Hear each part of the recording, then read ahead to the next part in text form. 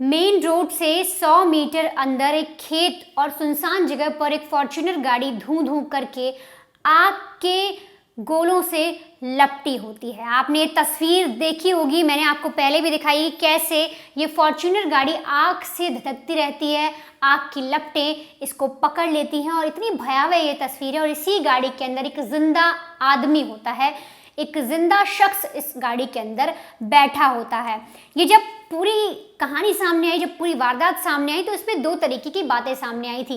एक बात ये आई थी कि एक हादसा था, गाड़ी में आग लग जाती है और इसके बाद उस शख्स की मौत हो जाती है।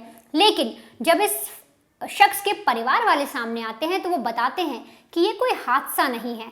इस शख्स का बेटा कैमरे पर आकर कहता है कि मेरे पिता को उनके दोस्तों ने मारा है, ये कोई हादसा नहीं है। उन्होंने पहले मेरे पिता का कत्ल किया, फिर गाड़ी में आग लगा दी ताकि एक हादसा जैसा लग सके। और तो और बच्चे ने ये तक कह दिया था कि उन्होंने मेरे पिता को बहुत पहले ही मार दिया। इसके बाद उन्होंने उनकी बॉडी को एक तरीके से आग लगाई और इसे हादसा साबित करने की कोशिश की। पहले पहले जब पुलिस पूरे केस को इन्वेस्टिगेट करती है तो उसे हादसे की नज़र से ही देखती है, लेकिन अब इस केस में बेहद चौंकाने वाला खुलासा हुआ है। दरअसल प्रॉपर्टी डीलर संजय यादव के साथ कोई हादसा नहीं हुआ, बल्कि उनका कत्ल ही किया गया था। ये खबर, ये वारदात मैंने आपको कल भी बताई थी, लेकिन कल पूरी तरीके से चीज़ें सामने नहीं आई थी। पुलिस इन्वेस्टिगेशन अब पूरा हुआ है, पुलिस ने कई सारी चीज़ें खंगाली है और जिसके बाद ये पता लगा है कि कत्ल करने वाले कोई और नहीं बल्कि उनके दो दोस्त हैं, जिन्होंने बहाने से उन्हें बुलाया और फिर उनका कत्ल कर दिया। और तो और ये पहली बार नहीं बल्कि लगातार 2 महीने से जो वो दोनों दोस्त हैं वो संजय यादव को मारने की कोशिश कर रहे थे। 3 बार उन्होंने कोशिश की, लेकिन तीनों बार फेल रहे और चौथी बार जब इन्होंने कोशिश की तो उसमें वो सफल हो गए और उन्होंने संजय यादव का पहले कुत्ते की बेल्ट से गला दबाया, इसके बाद उनकी डेड बॉडी को इस गाड़ी के अंदर रखा और फिर एक सुनसान जगह पर ले जाकर गाड़ी में आग लगा दी।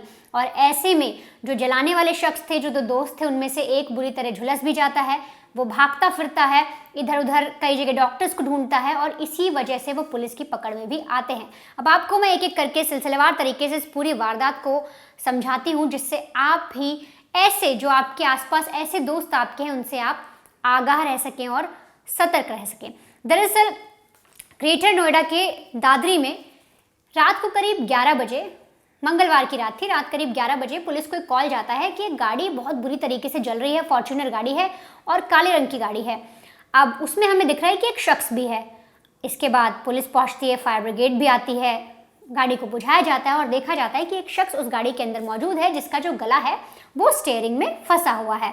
अब इसके बाद उस शख्स को निकाला जाता है, हॉस्पिटल ले जाया जाता है, लेकिन जो डॉक्टर्स हैं वो कहते हैं कि ये मर चुके हैं, इनकी मौत हो गई है।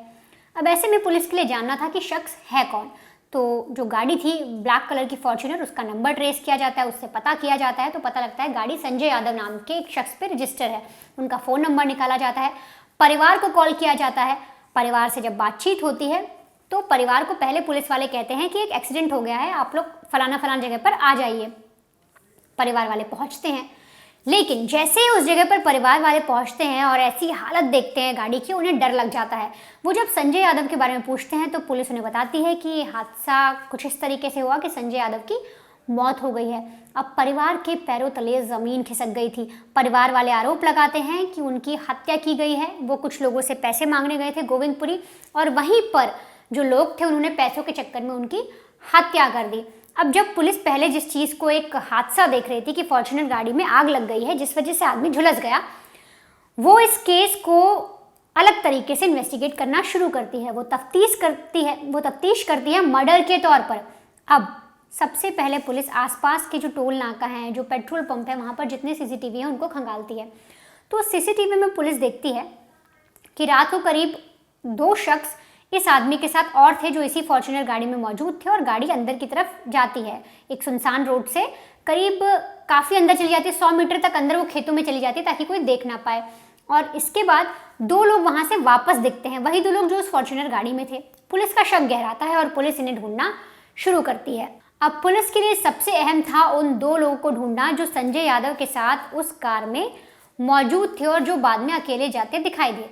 पुलिस को शक हुआ कि अगर ये मर्डर होगा तो हो सकता है इन लोगों ने गाड़ी में आग लगाई हो, जिससे ये भी झुलस गए हो, इनको भी कहीं ना कहीं आग से चोट पहुंची हो और ये किसी डॉक्टर के पास जाएं।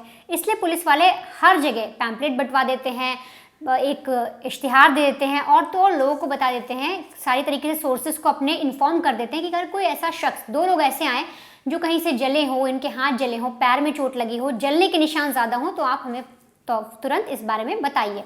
तो फिलहाल हर नर्सिंग होम, हर क्लिनिक में इस तरीके की खबर फैल जाती है।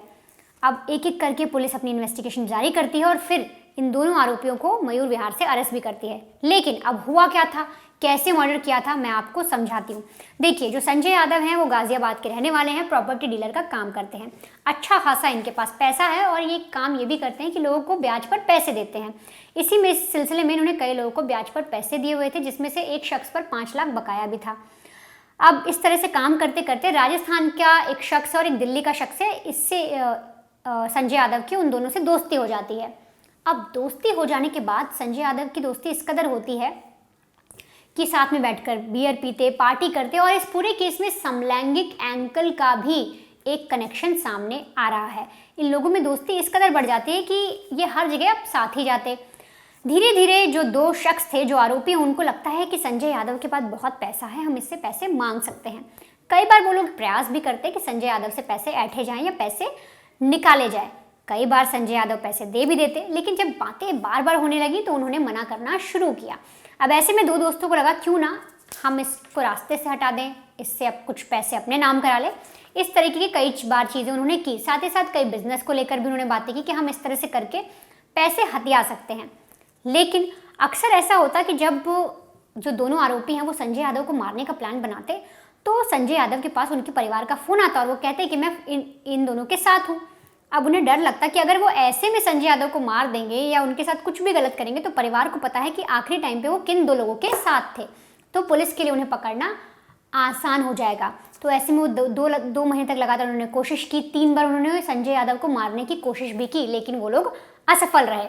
अब ऐसे में जब मंगलवार की रोज़ सुबह सुबह संजय यादव गोविंदपुरी निकले, जिस शख्स को उन्होंने पैसे दिए थे उससे पैसे लेने के लिए, अपने परिवार को बताकर गए कि मैं गोविंदपुरी जा रहा हूँ, मुझे इस शख्स से पैसे लेने हैं। और इसी टाइम का फ़ायदा उठाया इन दोनों हत्यारों ने, इन दोनों दोस्तों ने, जो संजय यादव को कहते थे कि वो हमारा बहुत अच्छा दोस्त है। ये दोनों आरोपी संजय यादव को प्लानिंग के तहत फ़ोन करते हैं और कहते हैं कि आज हमने बहुत अच्छा मूड बनाया है, चलो पार्टी वगैरह करते हैं, कहीं बियर वगैरह पियेंगे तो तुम इस जगह पर आ जाओ।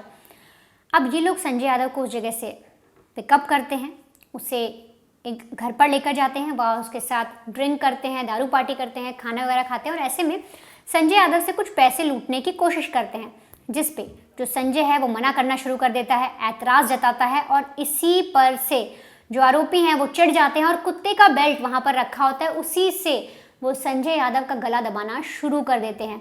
और गला दबाने के बाद जब संजय यादव की मौत हो जाती है तब उसका फ़ोन फिर से गोविंदपुरी ले जाकर ऑन करते हैं, ताकि जो परिवार वाले हैं उनको लगे कि वो गोविंदपुरी में ही है और आखिरी बार जो फ़ोन ट्रेस हो वहीं पर हो। और यहाँ पर आरोपियों ने चालाकी ये खेली कि जब भी परिवार उनको जब संजय यादव को कॉल करता था तो उन्हें डर था कि वो ये ना कह दे कि हम इनके साथ हैं, इसीलिए वो पहले कॉल कर देते हैं कि तुम इस जगह पर आ जाओ।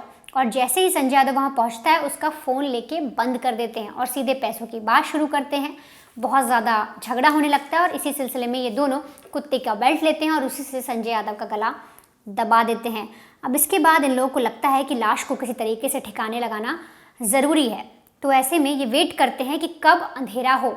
इन्होंने 4 बजे, दोपहर के 4 बजे संजय यादव का कत्ल कर दिया। उसके बाद ये सोचते हैं कि अब जब अंधेरा होगा तब हम संजय यादव की लाश को ठिकाने लगाएंगे। और करीब 2 घंटे बाद यानी 6 बजे के आसपास ये लोग घर से निकलते हैं। जब लगभग कुछ अंधेरा हो जाता है, जो लाश है संजय यादव की उसे गाड़ी में रखा जाता है, साथ में ये दोनों बैठते हैं और फिर 4 घंटे तक सड़क पर एक सुनसान जगह ढूंढने के लिए उस लाश को उसी फॉर्च्यूनर में बिठाकर लगातार घुमाते रहते हैं, ढूंढते रहते हैं। वो जगह ढूंढते हैं कि कहाँ पर हम इस गाड़ी को आग लगा सकें।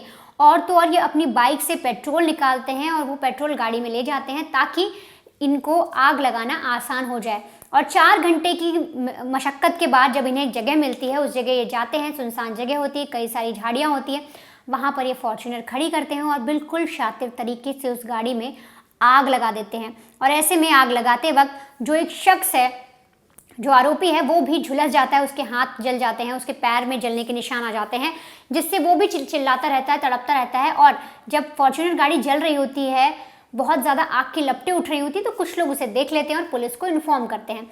इधर पुलिस को एक क्लू ये भी मिल जाता है कि जब ये जो आरोपी हैं ये भाग रहे होते हैं, तो इनमें से जिसे जो जल गया होता है, जिसका हाथ जला होता है, वो बहुत ज़्यादा तड़प रहा होता है और ये बहुत सारे लोग देखते हैं। और जब पुलिस उनसे पूछताछ भी करती है कि आपने किसी ऐसे शख्स को देखा, तो लोग बताते हैं कि हाँ, इस जगह से गुजरते हुए हमने 2 आदमियों को देखा था, जिनमें से एक जला था। और ऐसे करते करते पुलिस उस क्लिनिक तक पहुँचती है सिकंदराबाद की, जहाँ पर इन्होंने इलाज कराया था। वहाँ से इन्हें लीड मिलती है कि ये लोग मयूर विहार गए हैं और वहाँ से पुलिस इन दोनों को अरेस्ट करती है और पूछताछ करती है। तो चीज़ें कई तरीके के सामने आती हैं। फिलहाल पुलिस सूत्रों से एक समलैंगिक रिश्ते का भी एंगल इस पूरे केस में सामने आ रहा है। फिलहाल के लिए जो अपडेट थी, कल तक जो बातें कही जा रही थी कि एक हादसा भी हो सकता है, हत्या भी हो सकती है, वो क्लैरिफाई हो गया है। पुलिस ने ये चीज़ें बता दी हैं कि ये पूरी तरीके से एक प्लान्ड मर्डर था। एक प्रॉपर्टी डीलर को बाकायदा उसके घर से पहले बुलाया जाता है, फिर उसका कत्ल किया जाता है, फिर हादसा दिखाने के लिए, हादसे की शक्ल देने के लिए बाकायदा गाड़ी में आग लगाई जाती है, ताकि ये जाहिर हो सके कि ये हादसा था, ना कि संजय यादव को किसी ने मारा है।